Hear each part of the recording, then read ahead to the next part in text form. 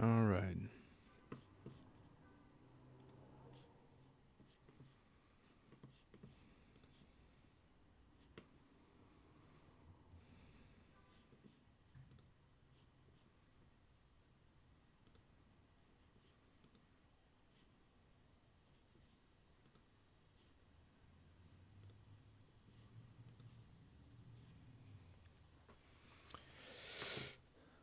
Okay. I think I got everything set up.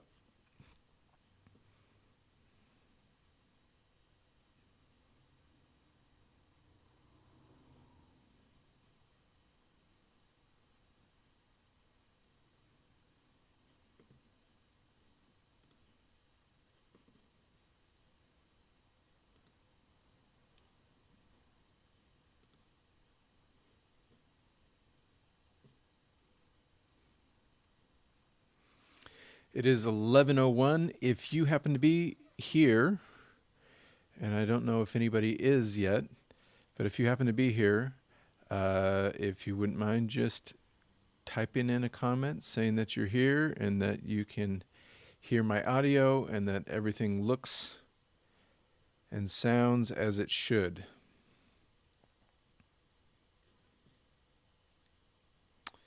That would be very helpful. And I will get started momentarily.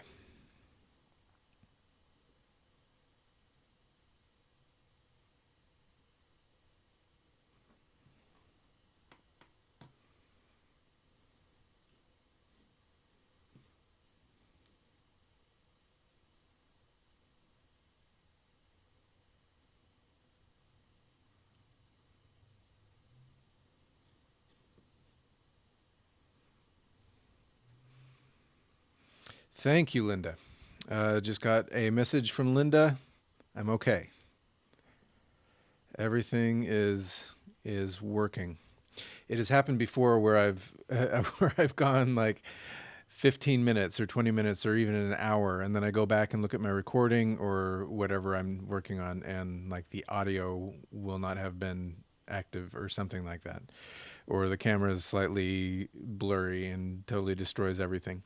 Anyway, I've been bitten by tech problems too many times, so I'm a little skittish to start without having some kind of confirmation that all is well. Okay.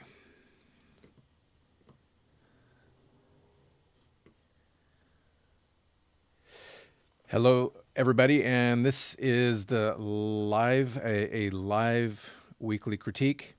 Um, if you would like me to critique your work here on this live critique, you can send me images at Dabbleon, Dabbleon, at gmail.com, and I will talk about them on the critique. So today I actually have two images that I requested. I asked two of the artists that are taking my class right now if I could use their work as for today's discussion, for today's critique. And I'm kind of excited to show. Well, they both of these pieces I thought were really excellent examples. I thought there would be some instructive value to both of them that I think that I'd like to discuss. So I'm going to switch over to my computer view. Oop, got to get over to Photoshop. Okay, looks like I am good to go. So the first one that I'm going to talk about is this piece right here. This person had a party for a loved one, and it was in time of COVID, and she felt like it was kind of a bust. So things were not as joyous and celebratory, perhaps, as they would normally be during non-COVID times. Perhaps not as many friends and family were around. Anyway, so we got a bunch of balloons that are in various states of deflation. So just looking at this, I thought a lot of really interesting things were happening here that are worth picking apart a little bit. So I like. Well, I guess first I would say where ask you to ask the question: where do your eyes go first? Where does she want us to look? What's of primary importance? We look at this. There's a lot of information, a lot of stuff going on, a lot of really interesting shapes and colors and patterns. Where do you gravitate towards? And sometimes where you go first isn't necessarily where you end up, isn't necessarily the primary focal point. Something might grab your attention first, but then you kind of lose interest quickly and move somewhere else, or something else draws your attention as kind of a secondary pull. So in this case, that's kind of my primary thought when I'm first looking at a work of art is, where does my eye go? And secondarily, does the artist want me to go there? So that's my teacher hat on, is when I'm looking at a work up on a wall that perhaps I'm critiquing in a class, I look for that dissonance. Sometimes it'll be, for example, a painting of a landscape with a person in the landscape. And my eye will first go, just for example, to a tree that's off to the side, because the tree is high contrast, or it's really saturated, or it has a really thick, aggressive texture. So there's this focal point, but then the person is what I feel like the person is, the artist is wanting me to focus on, but my eye is kind of pulled over to the tree, right? So there's this kind of dissonance between what is actually happening, my eye is going over to that tree, and what I think is supposed to happen. The artist wanted me to go to the person that's in the landscape. So anyway, I'm kind of rambling on about this, but I think that's something always worth considering, is what is the focal point? Is it an intended focal point? And then how is that focal point being created, right? So in this case, I think there's a lot of interesting things going on in that regard. So we have this really nice pathway of balloon shapes. So patterns, any repeated visual element, create movement, right? They give us kind of a dot to dot, a place, a way to visually travel through the image. So she's done a really excellent job just using these balloon shapes in the way that they're organized, and they kind of go from big to small. So there's this metamorphosis that happens when that shape kind of slowly changes or evolves into a smaller version of that shape, which also creates movement on top of it being a pattern. So my eye wants to go to this egg right there first, and I think that might be because there's high value contrast between that egg and the black, this big black shape. But I feel like she's communicating in most other ways that I'm supposed to be ending up right here. What I like that she's done, a couple things that I like that she's done really well. First, she's got this black circle that acts as kind of a framing device around this area of the painting, right? And the middle of that circle is kind of right along the third, which is a strong geometric division. And notice you've kind of got this line happening right there in that dark shape in the center of the circle. So we're kind of looking right there as the center of that circle. So she's got this black circle that acts as a framing device that's going to guide us and tell us something's going on here, right? X marks the spot, or I'm circling what's important. And then she's got this trail of balloons that guide us and transgresses that circle right there. It kind of breaks the circle and enters in. So that's kind of an interesting, it almost becomes like a narrative, like these balloons are moving into this circle space. She also has this element up here, which are these balloons kind of hanging down on a string, this shape of deflated balloons. So that shape of deflated balloons are kind of an anomaly, right? All the other balloons are inflated at least a little bit, and then we have these balloons here that are completely deflated. So that anomaly creates focal point, right? When one thing is different than everything else, it's going to grab our attention. And it is also a more irregular organic shape when those balloons are deflated, as opposed to these balloons that are full and kind of a more regular shape. Also, the way these balloons are hanging down also transgresses that circle. So there's a lot is accomplished with that simple circle, and she's done it in a way where it's not, the circle isn't, you know, really standing out. It's kind of in line with the colors and textures of the rest of the negative space or background elements. But it is an excellent way just to give a little bit more emphasis there. And then I love the narrative element of having these balloons kind of walking or guiding us, transgressing, passing into the circle, and then also these kind of deflated balloons that grab our attention there. So I feel like she's doing a lot of really smart and subtle things to get us moving throughout the image. So there's this nice visual pathway that's also reinforced over here in this negative shape, is reinforced in the direction of these bigger eggs up there, and also these this horizontal line.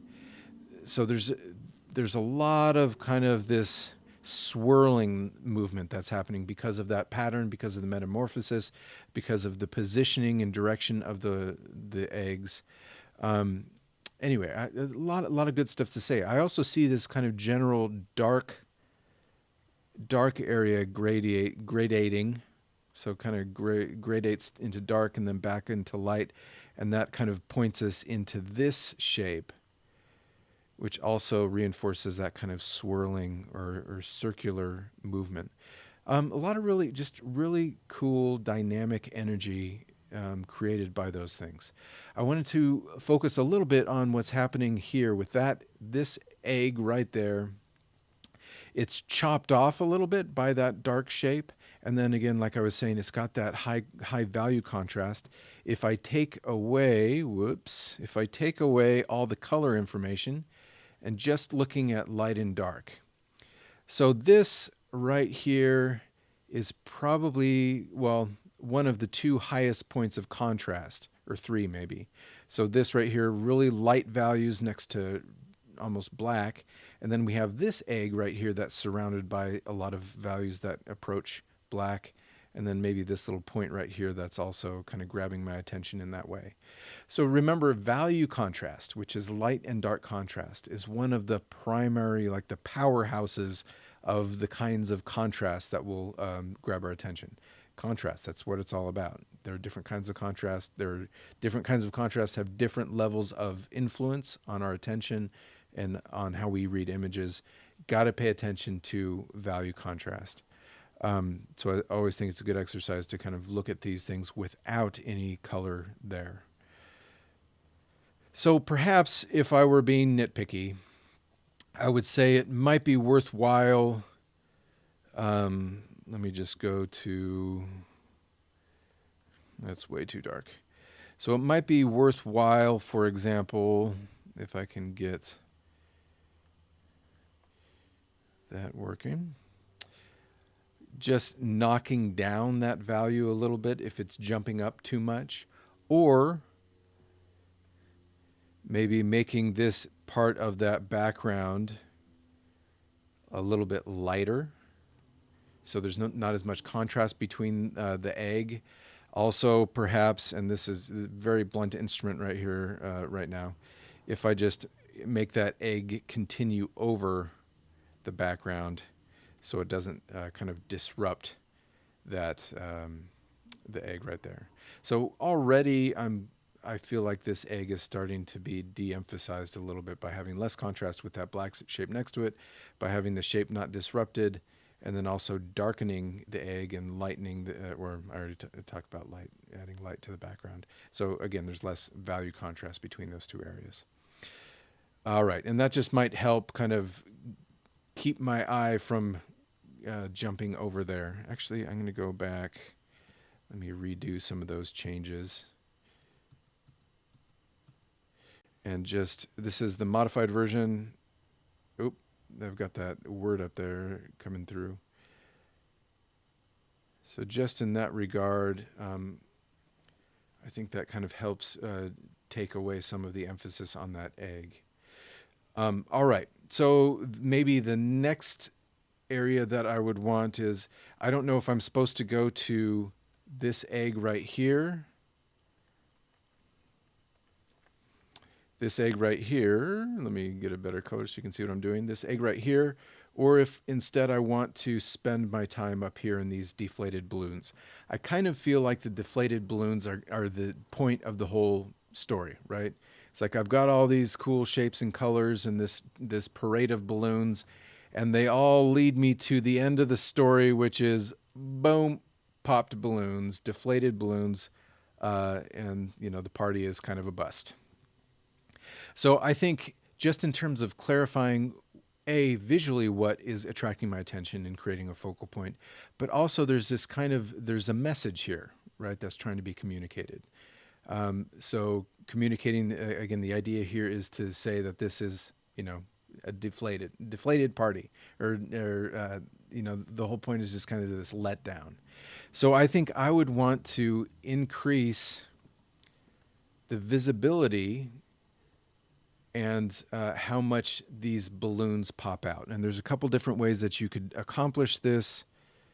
I am going to try to do this very quickly with the dodge tool, and that's just going to make these colors over here lighter. We've got a lot of dark values around these balloons, so making these deflated balloons lighter value. This could be accomplished by manipulating the image on your computer before you print them out. To make them stand out, you could add a little bit of paint to lighten these up. And then I would also emphasize these white strings that are hanging down. So bring back some of the white of those strings, and perhaps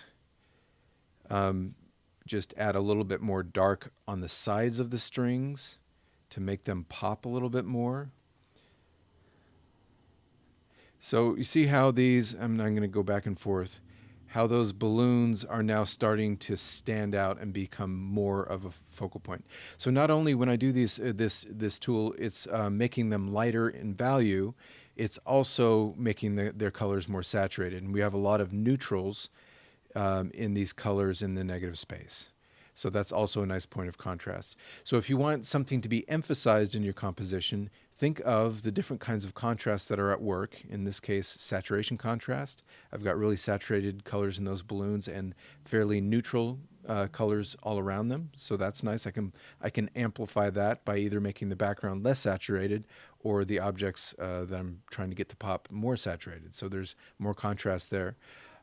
I've got value contrast, so light and dark. If I want the balloons to stand out more, making the balloons lighter, which tends to pull forward visually, and making everything around them darker, or that string. So now this is starting to become more of a focal point, which I think just clarifies the intent of the image, and perhaps just helps pull us into that part right there. That might be going too far. I don't know. Maybe it's too saturated now and could go backward.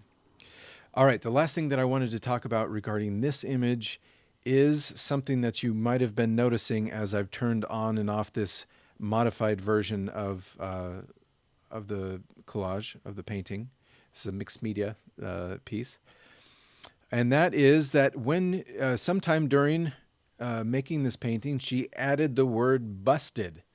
Looks like it was written in some kind of pen. I'm going to drop in here just a personal note that I've always been, I was taught back in undergrad that you never want to use Sharpie. It's a solvent-based pen, and it's extremely strong. The reason you can use, it's okay to use Sharpie if it's your last layer, but if you're going to paint on top of it, I was taught anyway that eventually that Sharpie is going to work its way through those top layers, and you're going to get these little black splotches that kind of bleed through layers that are on top of it. So if you want that black pen line, you're better off getting a black acrylic paint pen, and not a Sharpie, which is a solvent-based marker. Sharpie actually is now making acrylic-based paint pens, So, but you have to actually go look and make sure it's acrylic. So if it's acrylic paint, it's not going to bleed through the subsequent layers. Just be careful with Sharpie. If it's your last layer, not a problem. If it's a layer that you're planning on painting over, then it might be a problem. Okay, so this word busted, it adds to the meaning. It clarifies the meaning, right? That we're supposed to look at this and, something busted, something's bad about this thing. So I don't necessarily think it's a bad call to use a word or to use text, but we've got to be careful with text for a few reasons. One, especially when it's the only text in the whole image, we're naturally drawn to patterns, to meaning making, right? And letters are this symbolic language. We're going to be drawn to letters. There's a really strong pull to text, right? In an image, because we want to read the text. Our brain already knows to look out for those particular patterns, so it's going to, no matter what, stick out and start to create a really intense focal point. So in this case, if I take the text out of there, I don't really go to that part of the image, right? It's the colors are neutral. There's not a whole lot of interesting information going on there. It's just kind of a negative space texture, and the image feels like there's more movement. It's using this geometry of thirds. It's got this framing of this area, this focal point over here. All these other things are happening, and the minute I put that text back on there, my eye just goes to that text. I can't go anywhere else. The text is high contrast. It's black on white. The text, that is the way it's written, is very precise. There's kind of a labeling moving box kind of feel to this kind of lettering, right? It's all caps, the exclamation point. So there's kind of there's an attitude about it that's dissonant with everything else that's happening. And then visually, just high contrast, black on white. It's text, it's lines, it's an anomaly, everything. And then on top of all of that, notice how it is put almost exactly, if I can pull up color here, I got this distance from that side and this distance from that side. That word is almost exactly right there in the center, horizontally, right up at the top. So remember that our eye is naturally going to gravitate towards the center point, toward the axes of that overall format, the rectangular format. So for all the other reasons, and because of our natural proclivity to gravitate towards that center line, there's no way we're going to get away from that word, busted, right? So I thought that it was just interesting how much that word just completely took over the composition. I thought it would be worth bringing up here, because I think there's a lot of us out there that are interested in using text in our images, but we've got to make sure that we use it in a way that doesn't contradict or counteract or distract or take away from the power of the visual message in the rest of our composition.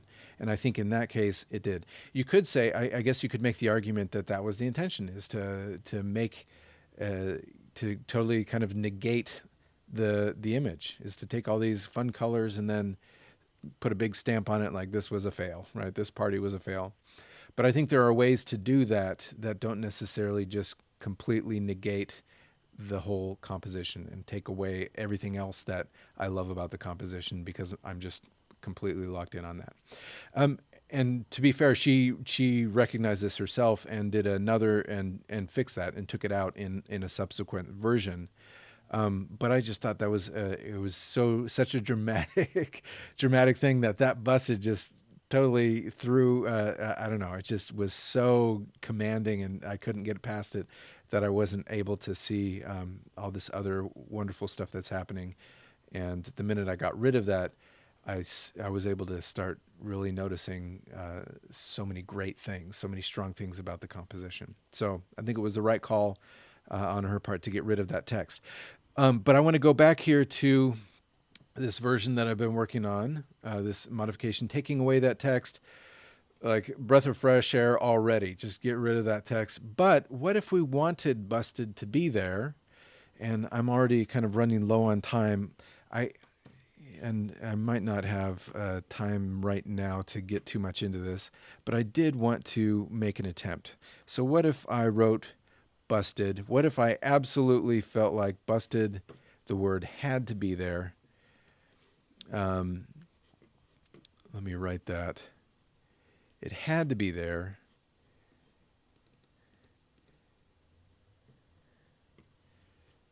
So instead of what I would normally do here is I would try, go through a bunch of different typefaces, different fonts, and kind of find a line quality. So I'm going to move this layer up here.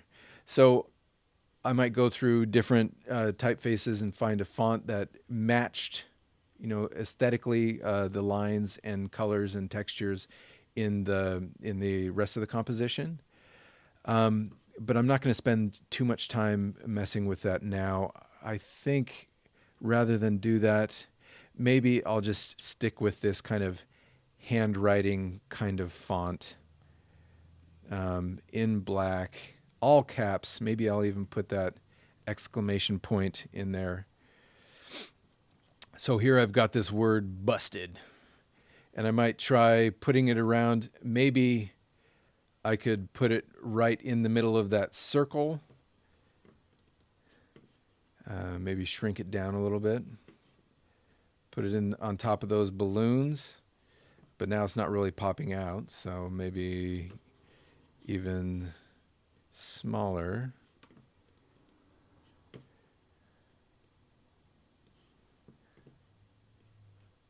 Let's see, I'm going to say 47. So busted, and I could put it over here. And that, it still sticks out. It's still very anomalous. It's a dark black line. It's language, so our eye gravitates to it for that reason. But it's still not as, it's reinforcing the focal point, right? So it sits here right on these balloons, kind of where I feel like she wants me to end up. So busted. I didn't even spell that right. I wish you guys could talk to me to keep me from embarrassing myself. Buested. So busted. I could put it right there. It doesn't really integrate aesthetically very much, but at least it's not drawing my attention and locking it over here. It's reinforcing kind of this narrative or this other movement that's being created in the rest of the composition. So what if I keep that, and I'm going to rasterize that layer to take it, to turn it into an image instead of text information. And what if I could, so I take that and I'm going to try warping it a little bit. So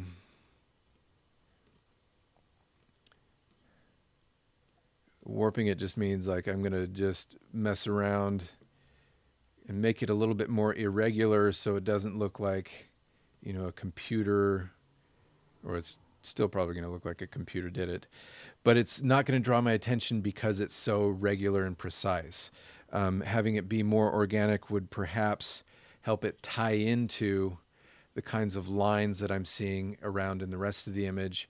I'm going to go in there, and using my pen here, I might erase parts of the letters out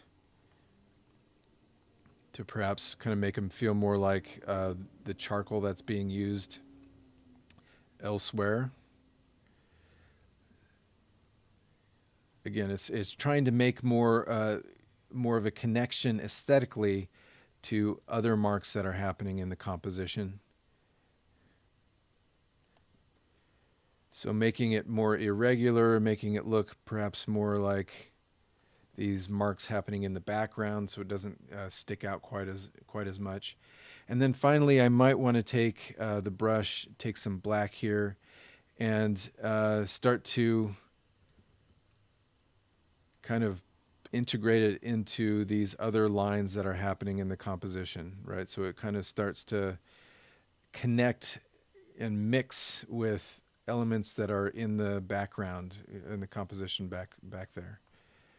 So maybe kind of bring these black lines up so they feel like they're interacting with those objects. All right. So I think I'm making my point here, and ideally would take more time to kind of uh, mess around with how that is sitting and interacting with the rest of the image. But again, the attempt here is where I was just interested in experimenting with how could I take that word all caps and have it sit comfortably in that image, kind of work with that constraint, like if that were absolutely necessary to have that. So using the text in a way that integrates better aesthetically with the kinds of marks and lines and colors and contrasts that are already in the image, helping to integrate it, so kind of blur the edges that where the text begins or ends, the edges, and draw it out into the rest of the composition, and then using a font that isn't so precise and that's not going to be like these big block regular letters, so that it won't kind of clash with the feeling of the rest of the image. Okay, so I'm going to combine those two layers real quick, and I'm going to turn it on and off. And so this is before, this is after, before and after, before and after, and hopefully you can get a kind of feel for what I'm attempting here, successfully or not. That's what I'm attempting. Okay, so that is it for that one, and I've done a lot of talking on that one. There's one more here that I would like to discuss. This was an image. So the artist had done these abstract kind of marks and lines with collage. She felt like it was too chaotic, and she felt like it needed to be simplified, which I think was a good instinct. What I said to her that I think is perhaps an important distinction to make is, there are plenty of, well, let me just say it this way, that it doesn't need to be simplified as much as it needs to be clarified, right? So something can be really busy, have a lot of small elements, and be a very powerful visual statement, right? That is simple in its message. So I'm thinking, like, for example, like Monet's grain stacks, right? Or any of the impressionists, like Seurat. Like, you have all those little dots of color and color that like high contrast complements right next to each other. So there's a lot of chaos. There's a lot of little tiny elements, pieces of that whole puzzle. But though all of them, the whole comprise a much larger and cohesive statement, right? Like, it's clear what the whole is meant to communicate. It's clear what the focal point is. It's clear the scene where we're supposed to look and travel through the image. So it's not that there's a lot of stuff going on here, and there is a lot of stuff going on here. That's not the problem. The problem is the clarity of the visual statement, of how we're supposed to interact with. Like, I'm not sure where I'm supposed to enter in. I'm not sure where the artist wants me to look. I'm not sure which part of the composition is more important than another part of the composition. I don't know where to go first, second, third. There's not like a trajectory or a pathway to follow. It's just kind of my eyes flicking around the whole image and trying to find something to lock in on. And I'm not really quite sure what to lock in on. All right. So she had the original thought. That was before she added this image of the little girl down here in the corner. And so she added the little girl, which establishes a narrative that's more comprehensible, right? It gives us some meaning there to lock in on. This little girl is looking at this big chaos of marks and colors and textures, and there's a narrative there. There's a story that we can grab onto and start making meaning from. So that's interesting, but I still think that, and I think that clarifies it a little bit in terms of having a story or a message. But I think I'm still facing the problem where I maybe start with her, but she gets lost in these colors in the background. So meaning wise, I think the story's there, but visually, I'm I'm really kind of locking in on this chaos of white marks and colors and textures over here, and she doesn't really pop out that much. She doesn't grab my attention that much. So I think there's that dissonance between intended focal point and actual focal point, and I think she intends for me to be paying attention to that little girl, but in actuality, my eye is just, it's going over here in that chaos. So another solution that she tried, which I think was successful in part, was, and this is the same image. She developed a little bit more. She added silver leaf down here at the bottom, which added this element that's shiny. So that's going to be another kind of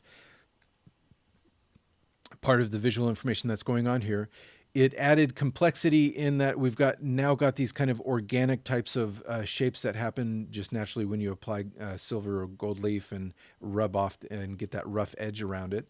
But it takes away some of the complexity and busyness of the pattern of shapes that was there before. So it kind of helps simplify this whole area so that it's not as distracting, and we notice this little girl a little bit better, right? She doesn't get lost in all that chaos of colors and visual information.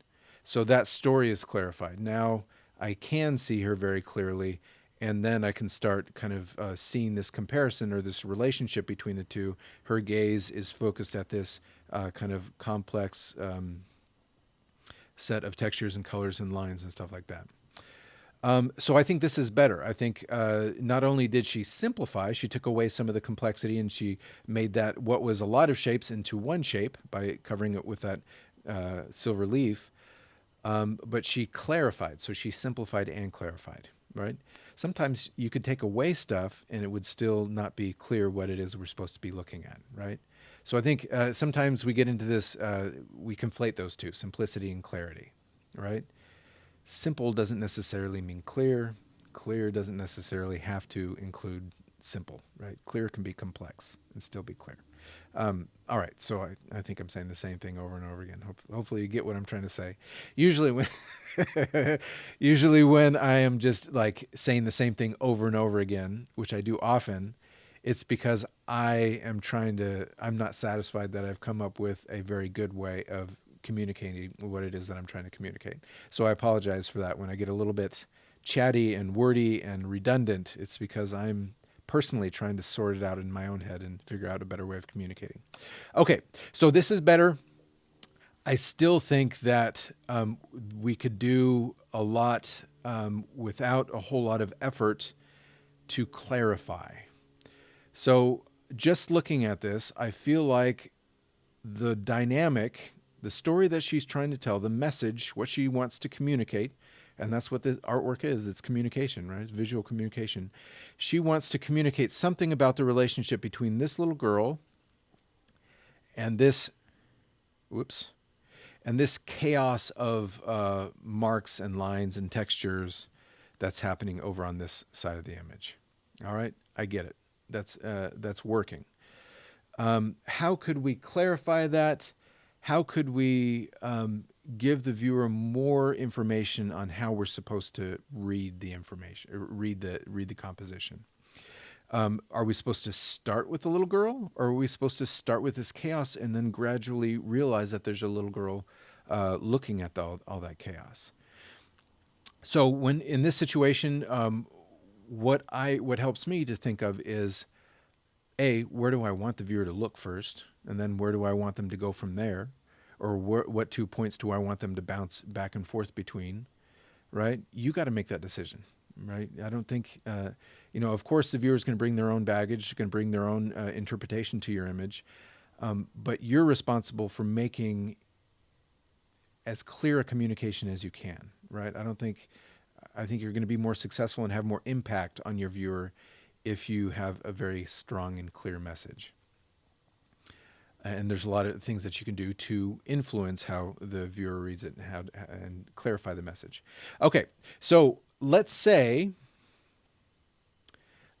she wants me to look at this little girl first. So as I said in the last one, sometimes it helps to look at the image without any color information, just with light and dark.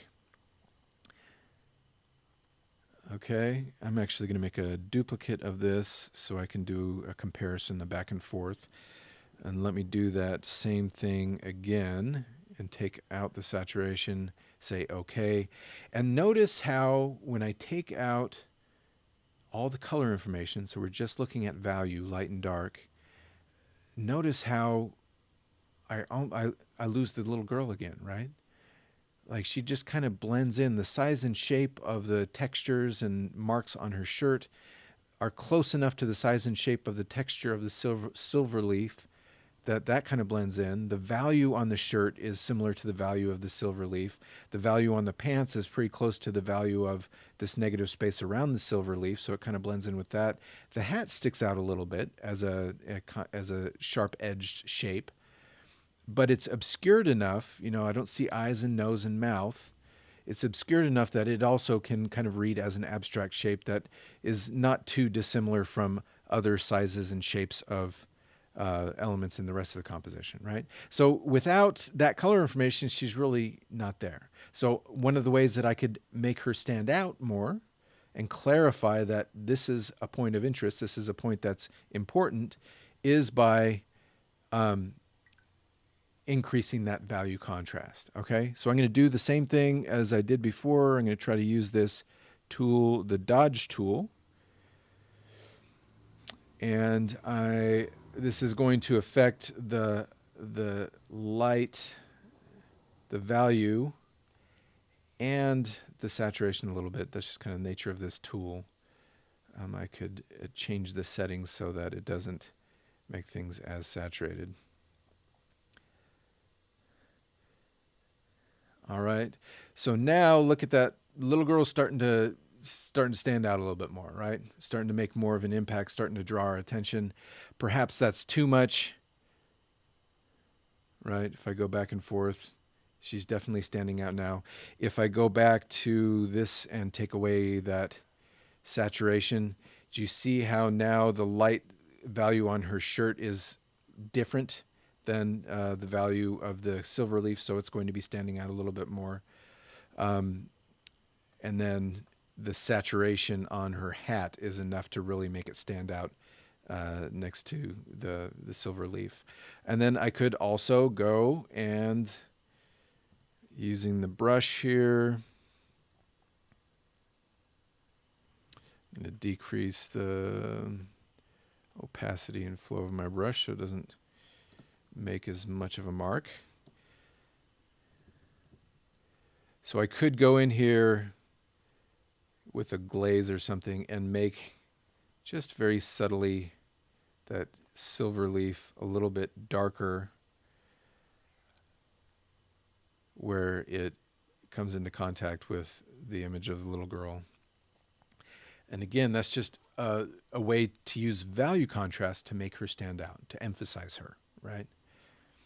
So I've got value contrast working in my favor now a little bit better. She's standing out. I've got a lighter shirt, and then I darkened this the silver leaf along this edge a little bit, so that makes the two separate a little bit more. I've got saturation contrast because I've got high saturation in the colors on the hat and the shirt.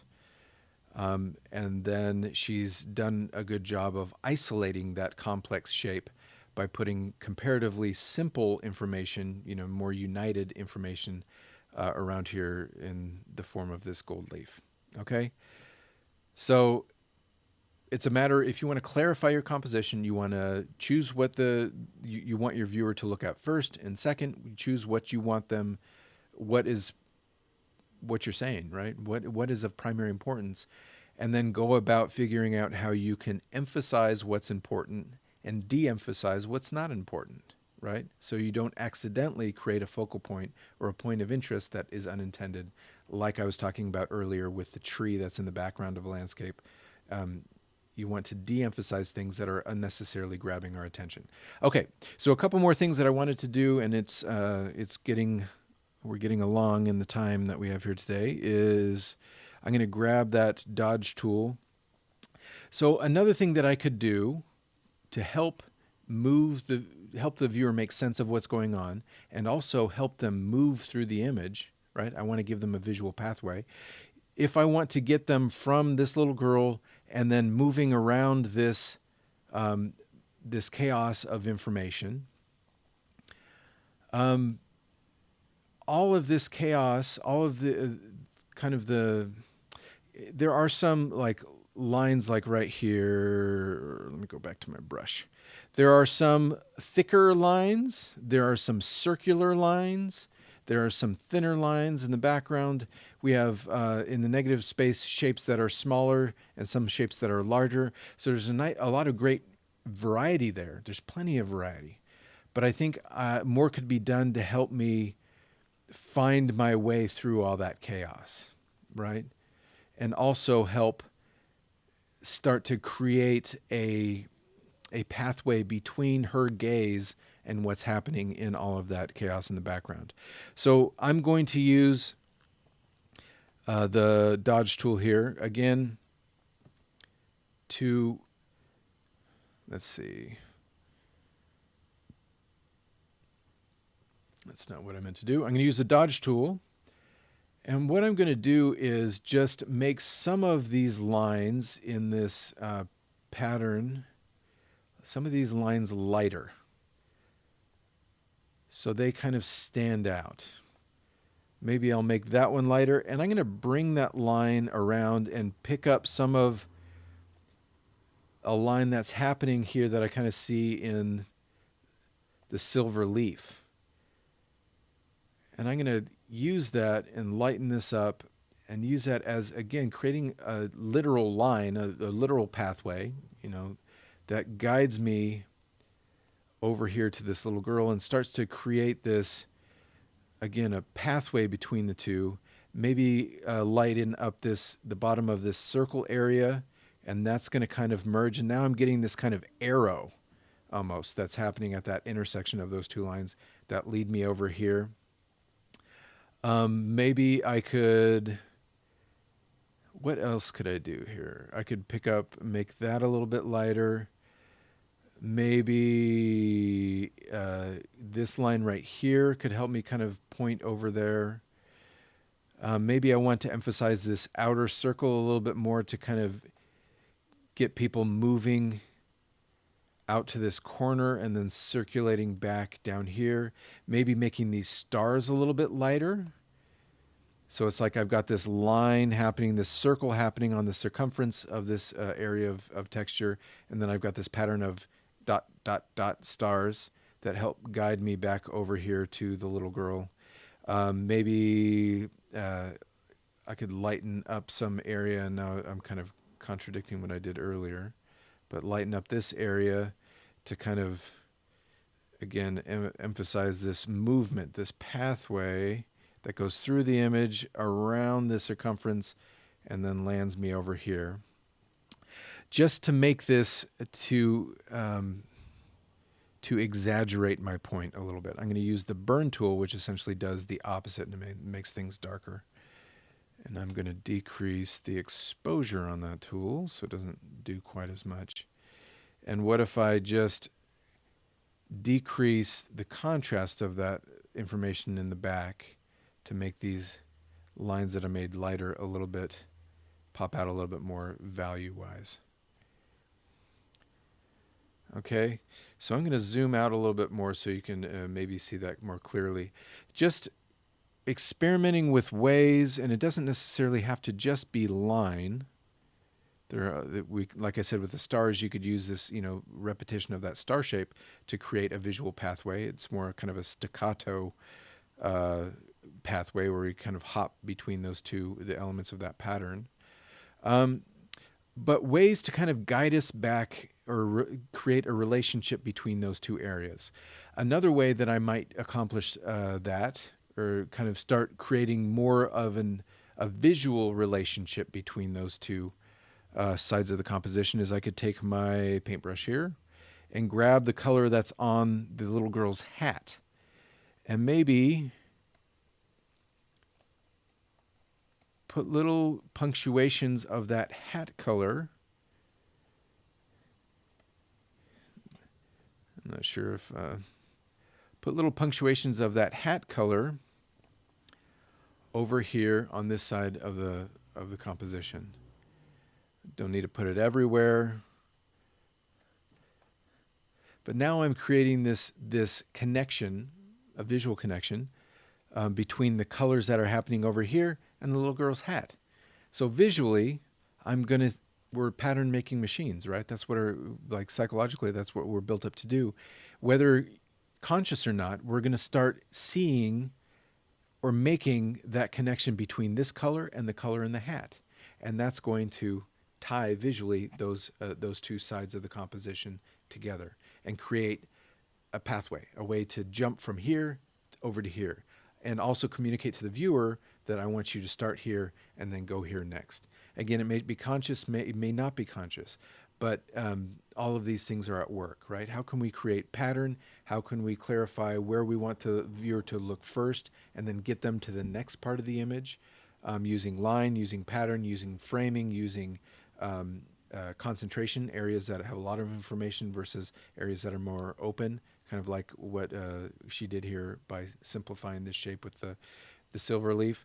And then the kind of general idea of all of this is how can we emphasize and de-emphasize areas of the composition to clarify what the visual message is, what we intend to communicate, what we intend for the viewer to look at and spend their time with. Okay, so I'm not convinced that I made it much better here. I think, but hopefully my point was made with the changes that I make. In fact, my version is not nearly as lovely as the original. But that's what I mean. But hopefully my point was illustrated in that I don't think the problem here is too much stuff. It's not complexity. Things can be very complex and still engage and give a very impactful visual message. It's the lack of clarity. Complex can be clear, simple can be clear. Those aren't mutually exclusive things. What's important here is the clarity, not the complexity. Okay, I'm saying the same things over and over again, which means I've probably made the point well enough, or at least as well as I'm able for the moment. And I'm just going to kind of go back and forth. This is the original. This is the changes that I made. And again, wanting to not only create a visual pathway between the two, but start to emphasize this relationship between the two sides of the composition, the little girl and the chaos. Because I kind of feel like that was the intended message, is this little girl is looking at this massive chaos and kind of overwhelming amount of stuff. And her simple, comparatively simple colors and shapes of her body and hat. All right, so I'm going to skip back over to the Facebook group, and if you have any comments, I'll stick around for a couple minutes. If you are interested in, if you're watching this class, if you're interested in watching this broadcast, if you're interested in my classes, you can find out more information at Dabbleon.com, Dabbleon, Dabbleon.com. Right now, I'm in the middle of a 5-week mixed media class. Have a great group of artists. As you can see, these two pieces I think are wonderful. And we'll be opening up for registration for the next 5-week class fairly soon. So make sure you go to Dabbleon.com, sign up for my email, or get on my email list so you can find out about classes as they're announced. And once again, if you have work that you would like me to critique, email me images at Dabbleon, Dabbleon, @gmail.com, and I will see if I can talk about them on these live critique broadcasts. And if it can be work that is current or recently finished, that is what I would prefer. because once again, I think there's benefit in inspiring people out there and motivating uh, other artists, seeing work that's in progress, that's currently happening, or that was recently finished. I think we all kind of pick up on each other's momentum and progress by seeing what's happening now. All right, so I'm going to scooch you over.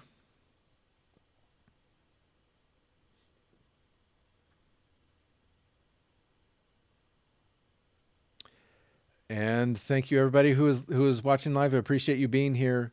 It's always I don't know. It makes it easier to talk. It makes it easier to teach when I feel like there is somebody on the other end. So I appreciate you taking the time to come and watch the broadcast live. Share it with anybody that you think might find it interesting. I'd appreciate your support in that way and getting more exposure. It really helps. And again, if you're interested in taking one of my classes, make sure you check out Dabbleon, DABBLEON.com. And I will be back again next week. Send me your images for another live broadcast critique.